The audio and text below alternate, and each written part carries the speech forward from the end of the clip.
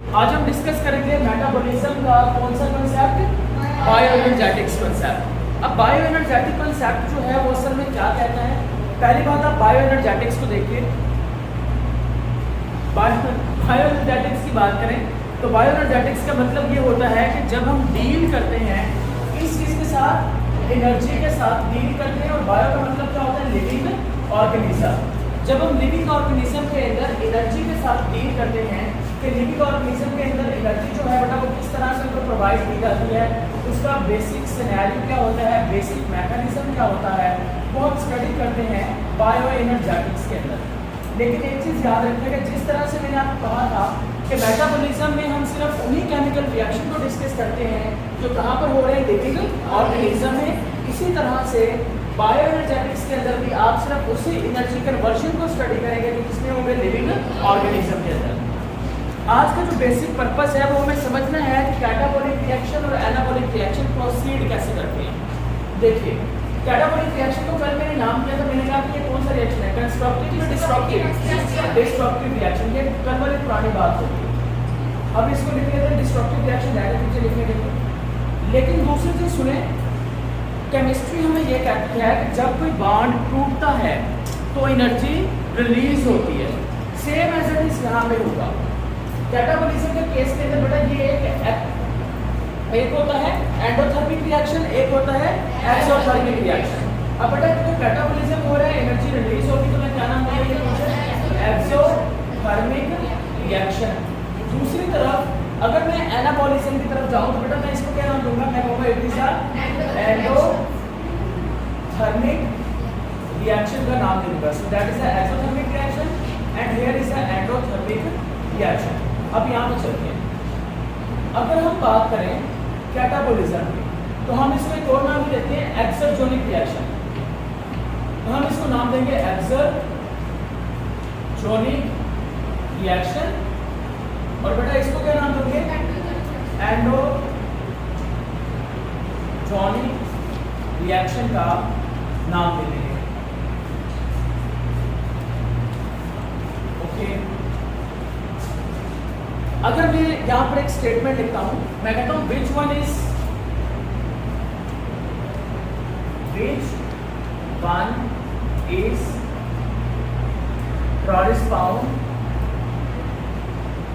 correspond to each other। आगे मैंने लिखा फॉर एग्जाम्पल, बेटा स्टेटमेंट गौर से पढ़िए, आंसर आपको अभी करना पड़ेगा, 5 सेकंड से लेके आपको। For example, catabolism is opposite to anabolism. Catabolism is opposite to anabolism and it is like। Okay, अब हम बेटा यहाँ पे ऑप्शन लिखते हैं। ऑप्शन ए है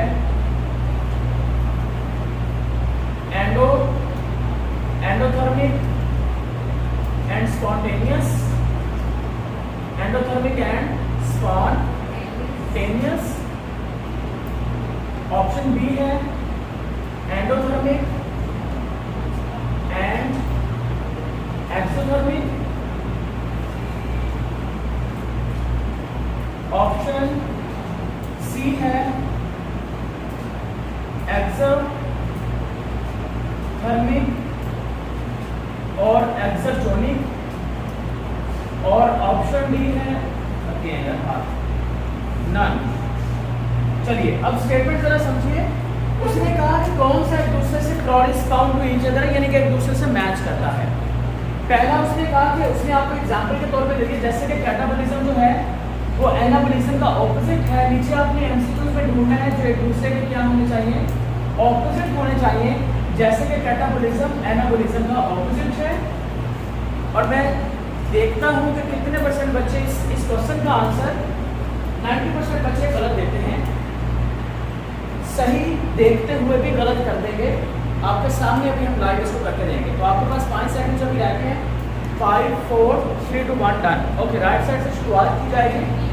option B, next option B, option B, option B, B, C, C की तरफ जा रहे हैं, सी, बी, बी, हाँ जी, सी, ए,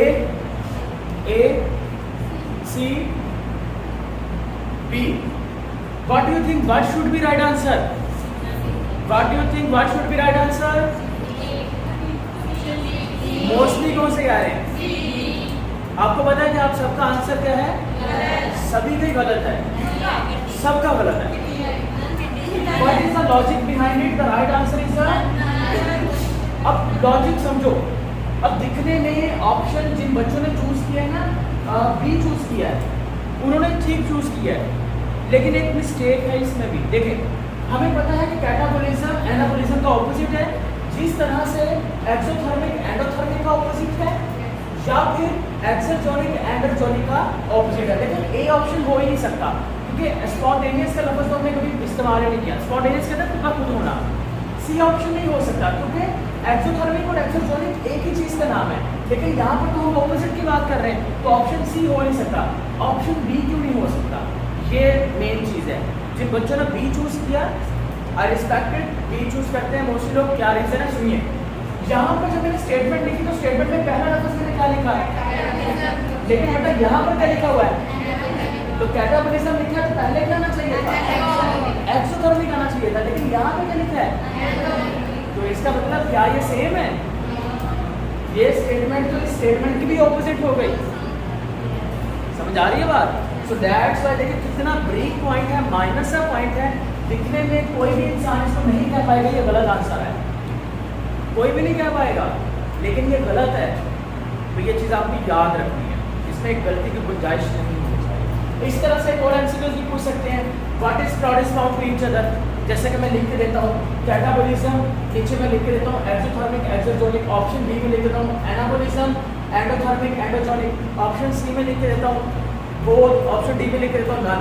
तो इस केस के अंदर आप कहेंगे कि बोथ दोनों ही सही है, क्योंकि कैटाबोलिज्म को ही हम एक्सोथर्मिक और एक्सोजोनिक कहते हैं और एनाबोलिज्म को ही एंडोथर्मिक और एंडोजोनिक का नाम दिया जाता है। Is it clear? तो इस तरह से पूछा जा सकता है। अब हम देखते हैं करेक्ट आंसर क्या बनना चाहिए वैसे इसका? एक्सोथर्मिक पहले आएगा, एंडोथर्मिक बाद में आएगा, ये राइट आंसर इसका बनेगा। ओके, अब जरा देखते हैं बेटा। देखिए ये है, यहाँ पर मेरे पास हो रहा है एक कैटाबोलिज्म केमिकल रिएक्शन। अब जब मेरे पास कैटाबोलिज्म होगा रिएक्शन, तो हमने कहा कि एनर्जी क्या हो जाएगी? रिलीज। अब एनर्जी जो रिलीज होगी कैटाबोलिज्म में बेटा, वो एनर्जी इस्तेमाल होगी किसके साथ? वो इस्तेमाल हो जाएगी एनाबोलिज्म के अंदर। इसका मतलब यह हुआ कि अगर मैं आपसे ये पूछूं, अगर मैं आपसे ये पूछूं कि कैटाबोलिज्म और एनाबोलिज्म के दरमियान कोई लिंक मौजूद है कि नहीं है, आपने कहना सर डेफिनेटली है। और वो लिंक कौन सा है? Energy link. कौन सा लिंक है? Energy link. यानी कि इस केमिकल रिएक्शन में जो एनर्जी रिलीज होगी वो इस केमिकल रिएक्शन का हिस्सा बनने वाली है। और एनर्जी आप लोग पढ़ी है क्लास 9 चैप्टर नंबर 7, वहाँ पर आप लोग पढ़ के आए हैं। एनर्जी होती है बेटा ATP, adenosine triphosphate energy currency है।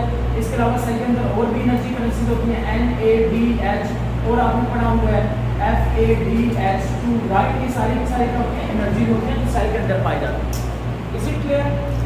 अब हम एक और स्टेटमेंट लिखते हैं, आपने मुझे आंसर करना है। स्टेटमेंट हमारे पास ये है, which one is connecting link, which one is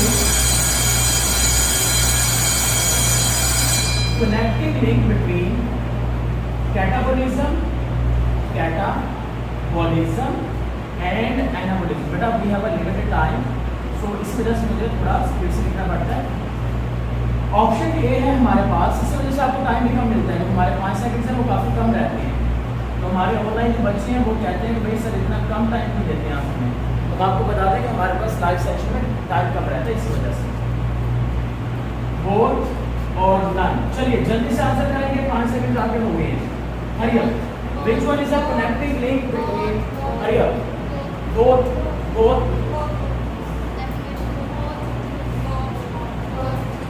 हाँ जी। अच्छा, what do you think what should be right answer? What should be right answer? C. What should be right answer? But mostly बच्चे C choose करें, लेकिन मैं दोबारा से कहूंगा कि सबका आंसर क्या है? What is the reason? The right answer is none. Again logic समझाएंगे। क्या दिक्कत है? याद रखिएगा कि जब भी एनर्जी कैटाबॉलिज्म से एनाबॉलिज्म की फॉर्म में ट्रैवल करेगी, वो सिर्फ और सिर्फ किस फॉर्म में ट्रैवल करेगी? एटीपी की फॉर्म के अंदर ट्रैवल करेगी। एनएडीएच और एफडीएच की फॉर्म के अंदर कभी ट्रैवल नहीं करेगी। अच्छा, यहाँ पर एक बड़ी ज़बरदस्त बात आपको समझाते हैं। हमने अभी भी कहा कि जितने भी दुनिया में केमिकल रिएक्शन हो रहे हैं, कैटाबॉलिक और एनाबॉलिक, इन सब के दरमियान जो केमिकल लिंक है, जो एनर्जी लिंक है, वो क्या है? लेकिन एक केमिकल रिएक्शन ऐसा भी है कैटाबॉलिक और एक एनाबॉलिक रिएक्शन ऐसा है जिसमें एनर्जी लिंक नहीं होता।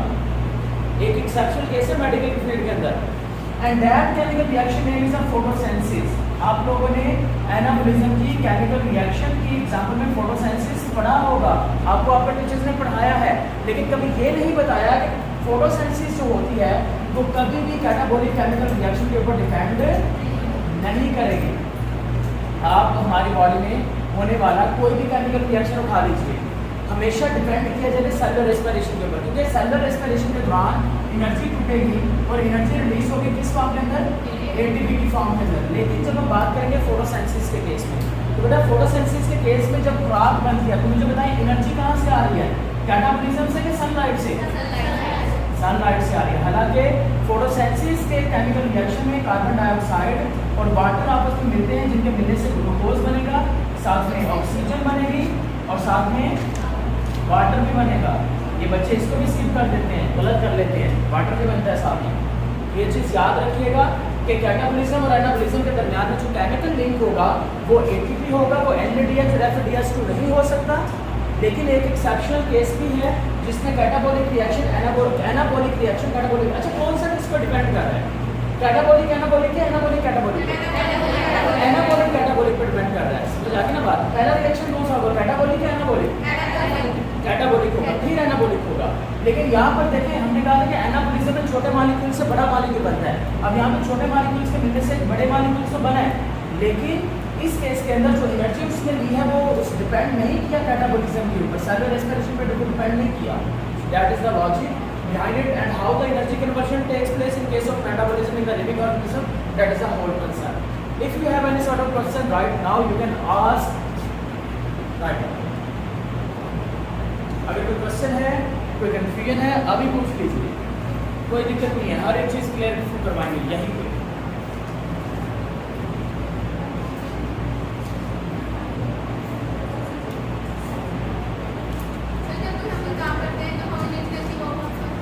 बेटा जब हम काम करते हैं तो उसको अगर जो हमें एनर्जी मिलती है वो किस केमिकल रिएक्शन से मिल रही है? सेलुलर रेस्पिरेशन से। क्योंकि जो ग्लूकोज होता है ना, जिसको मैं पढ़ा रहा हूँ, आप बैठे सुन रहे हैं, आपको पता पढ़ाना कितना मुश्किल रहा है, बताते हैं आपको। एनर्जी कितनी लगती है? सुनिए जरा गौर से। एक इंसान 10 किलोमीटर भागने के लिए जितनी एनर्जी इस्तेमाल करता है उतनी एनर्जी 30 मिनट के लेक्चर में टीचर की बात हो जाती है। याद रखिए। And I very thank you my teacher, जिन्होंने मुझे यहाँ तक पहुँचाने के लिए पता नहीं कितने किलोमीटर भागने की एनर्जी इस्तेमाल करते हैं, बहुत ज़्यादा। देखिए, ग्लूकोज जब टूटेगा तो एनर्जी रिलीज होगी किस फॉर्म में? एटीपी की फॉर्म के अंदर। तो जितनी भी एनर्जी मुझे मिल रही है, आपको मिल रही है, वो सारी यहीं से आ रही है, सेलुलर रेस्पिरेशन।